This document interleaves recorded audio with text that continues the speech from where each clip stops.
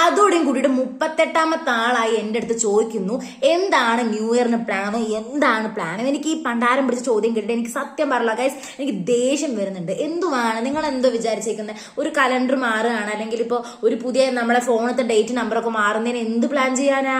എനിക്കറിയാൻ പാടില്ല. നമ്മുടെ ഉള്ള പൈസ എല്ലാം കൊണ്ട് കളയണോ അങ്ങോട്ട്?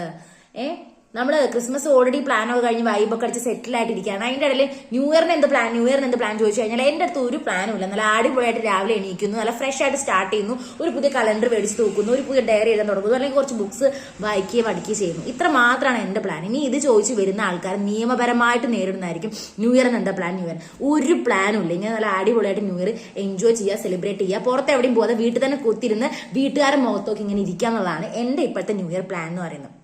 നിങ്ങളുടെ എന്താ പ്ലാന്?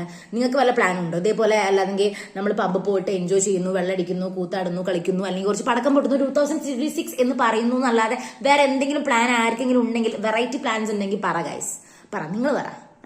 കുറച്ച് ഏറിപ്പോയി ഒരു കേക്ക് കട്ട് ചെയ്യുന്നു എന്നുള്ളതല്ലാതെ വേറെ എന്ത് നിങ്ങൾക്ക് പ്ലാൻ ഉള്ളത്? ഒരു പ്ലാനും ഇല്ല. ന്യൂ ഇയറിന് പുതിയ വർഷമാകുമ്പോൾ മാത്രമേ ഉള്ളൂ.